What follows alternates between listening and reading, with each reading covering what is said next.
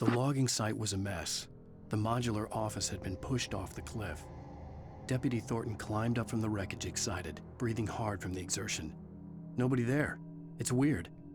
Don't you think that's weird? Bored, Mulligan let out a mighty snort. Hell, it's always weird, Thornton. Just a question of sorting out what kind of weird it is this time around.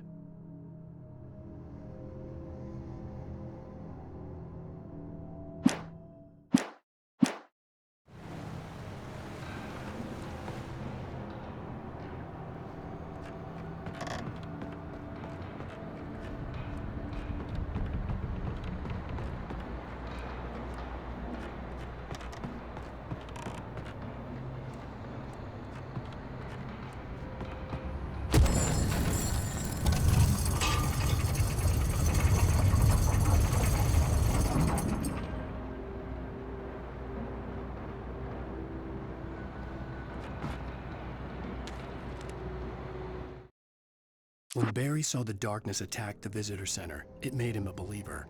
The men Al said he'd shot, they hadn't been just locals on crank. Somehow the world had changed, like the channel had been switched without warning. You think you're watching a sitcom, and you're really watching a horror show. When the birds started attacking the cabin, Barry wasn't surprised, just terrified.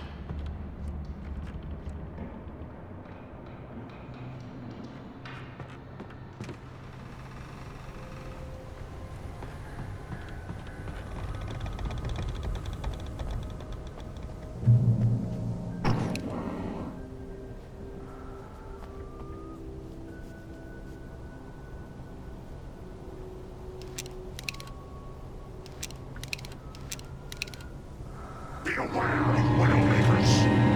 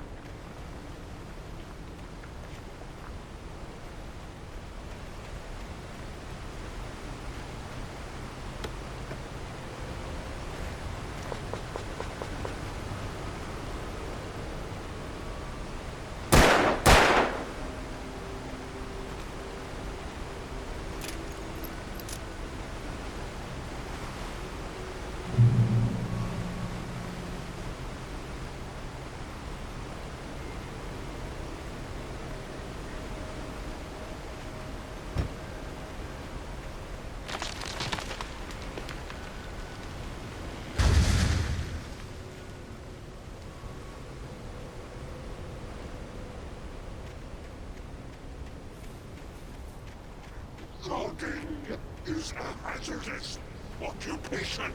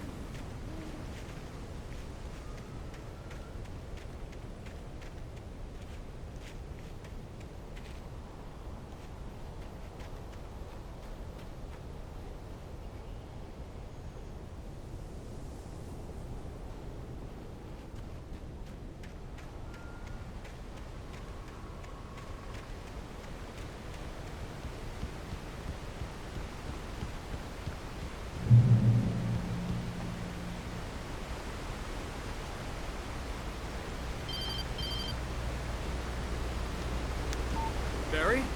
Ow! The porch is covered with birds. They've got all Hitchcock on me. Stay out of sight. I'm on my way. Don't open the door. What am I, crazy? Stay hidden. I'll be there soon. Just make sure you keep the lights on.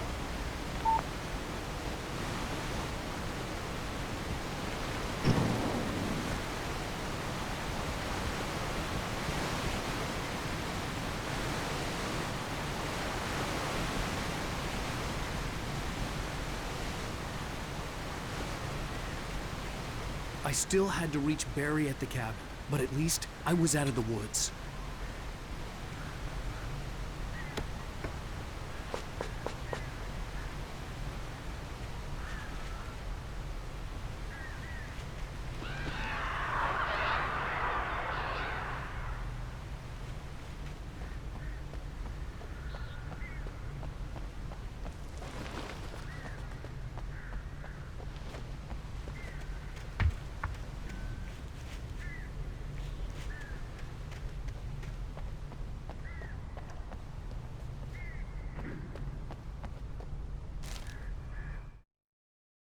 The FBI agent's command froze me in place. I considered surrender. It was all falling apart anyway. I could give in, let someone else deal with it, but it felt all wrong. Call it instinct, his posture, the way he held the gun. He was no friend. Shots ringing in my ears, I leaped for the hole in the fence and stumbled into the darkness beyond.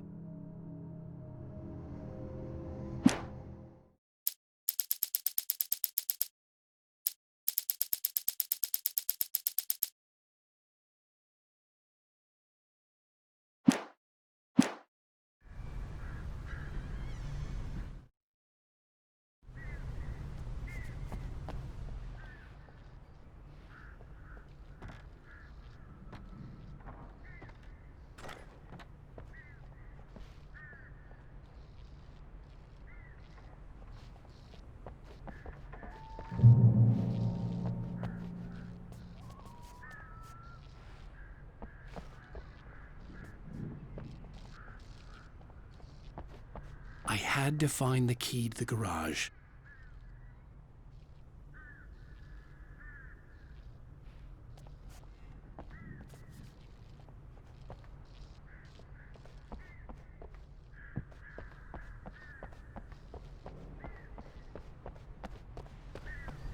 I needed the garage key to get to the car.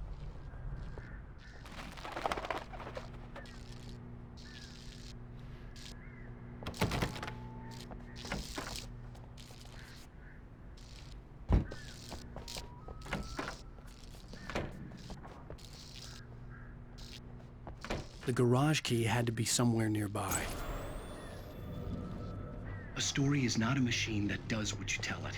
A story is a beast with a life of its own. You can create it, shape it, but as the story grows, it starts wanting things of its own. Change one thing and you set off a chain reaction of events that spreads through the whole thing. The characters have to be true to themselves. The events need to follow a logic that fits the story. A single flaw and the magic is gone. The story dies. Alice dies.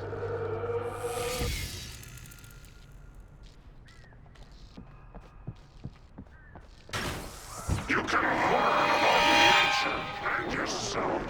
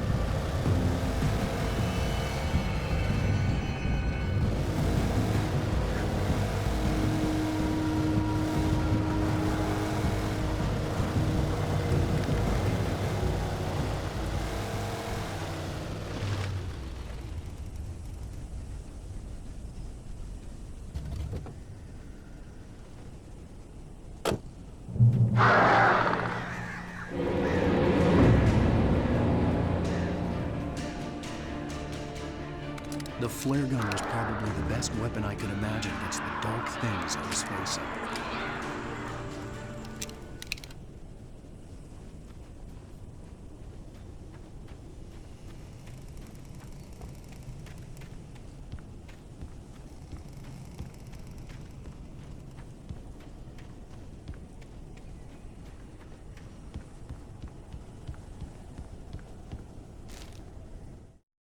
Rose knew that Rusty was in love with her, and she liked him too. She liked him a lot. He taught her to dance, and life had certainly taught her the value of a man who was gentle. He treated her well, made her smile, made her feel good. But Rusty wasn't the prince of her dreams, and that tended to underline the unbearable truth. She was no closer to that Hollywood magic than he was.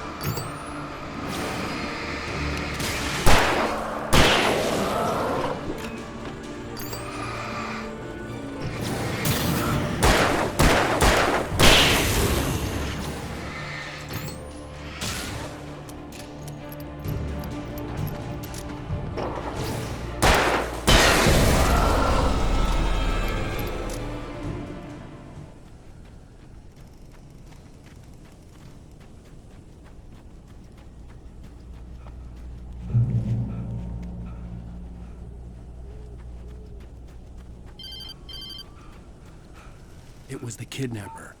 You son of a bitch! Where's my wife? Enough horseplay, Wake. You deliver the manuscript, and you can have your woman back. Simple as that. I don't... Listen. I'm gonna need time to finish it. I still need to write the ending. I need a week. Not done? I need a week. 2 days. The old Bright Falls coal mine is nearby. You can find it easy, city boy. The main building, there at noon. You bring the manuscript, you'll get your wife. Not, well, get me? Yes, I get you.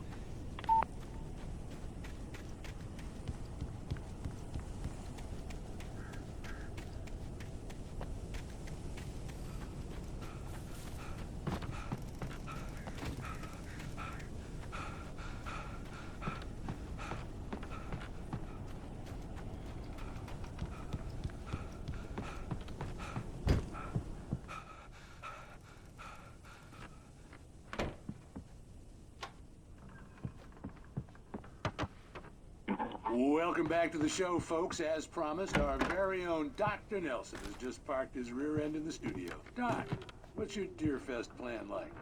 My plan? You make it sound a lot more organized than I ever seem to manage. Oh, No plan, really. Just taking the atmosphere. I'm getting a little too rickety to do much more than that, you know. oh, tell me about it. No sack race for us older gentlemen, huh? Yes, exactly.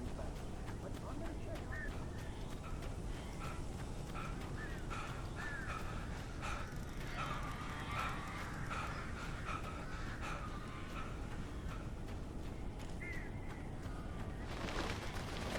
Barry had talked about birds over the phone.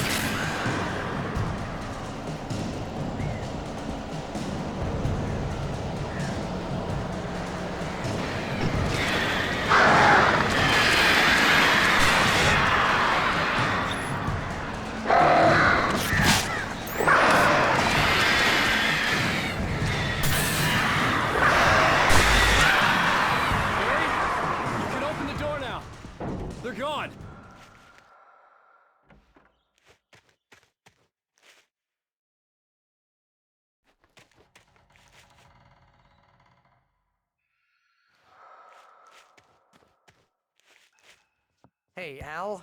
I'm sorry for thinking you were having a psychotic episode, man. I sent Barry to the town to ask around about a man fitting the kidnapper's description. He'd go through the archives of the local paper. Perhaps he could learn something. Anything about the island and the cabin that had disappeared. The man wanted a manuscript. I had to try to write him one to get Alice back.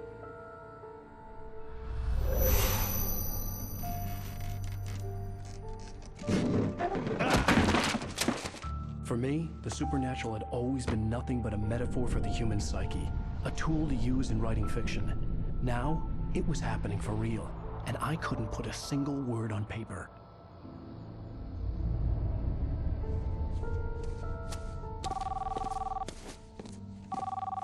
Barry Wheeler speaking. This is Rose. Rose? I found Mr. Wake's pages. Oh, you sweet, brilliant girl. Could you and Mr. Wake come get them? I live in the trailer park outside the town. We'll be there in less than an hour. I know. See you soon.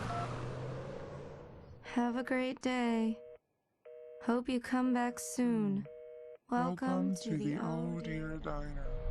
Good girl.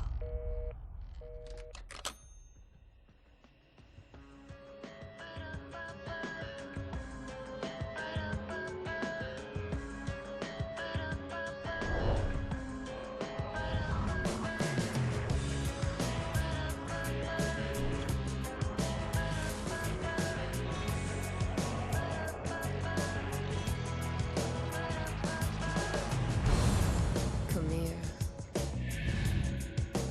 Pretty please, can you tell me where I am? You, won't you say something?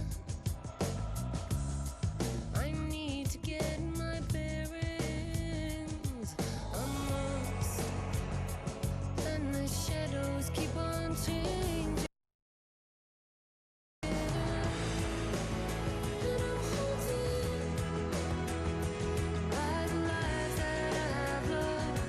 Previously on Alan Wake, Alice has been kidnapped. Alan, please help me. Alice? You'll do exactly what I say if you ever want to see your wife again. I can't tell anyone except my agent Barry. Damn it, Barry, they'll kill her. You're my best friend, and I'm worried that you're not right in the head. The ransom is a manuscript I supposedly wrote that's coming true before my eyes. It happened just the way it was on that page. So dark. I have found only a few scattered pages. I want the entire manuscript. The deadline is in 2 days. I found Mr. Wake's pages. Good girl. How the hell did she get her hands on the manuscript anyway? I don't know. She's resourceful. I told you were too hard on her. Listen, I found out all sorts of interesting stuff while I was digging around. Yeah. Mr. Wake, it's Sheriff Breaker. We have an FBI agent here, Agent Nightingale. FBI? He's anxious to see you. You'd better come to the station. Okay, I'll be right over, Sheriff. Let's make this quick, huh? Help you folks? Name's Randolph. I'm the manager. We're looking for Rose. Works as a waitress down at the diner. Rose, sure. Nice girl. Who wants to know? I'm Alan Wake. The writer, huh? I heard on the radio you were visiting. Well, I'll show you her trailer. That Rose, she's a nice girl. Always pays her rent on time. As I was saying, Al, I found all sorts of weird stuff from the local newspaper's archives. This place is crazy. Disappearances, mysterious deaths, urban legends come true, and get this, most of this stuff takes place around Cauldron Lake. Well, you ain't wrong, mister. The Indians thought the lake was a doorway to the underworld. I'm the God-fearing type myself. I don't hold with that sort of thing. Yeah, okay. Anyway, there was an island there owned by a guy called Thomas Zane. Now, some of the articles I found about him make him out to be a famous writer, but I ran a bunch of searches, couldn't find a single thing he wrote. Zane was heavily into diving, so much so that the place came to be called Diver's Isle. But the volcano under the lake erupted in 1970, and Zane went down with the island.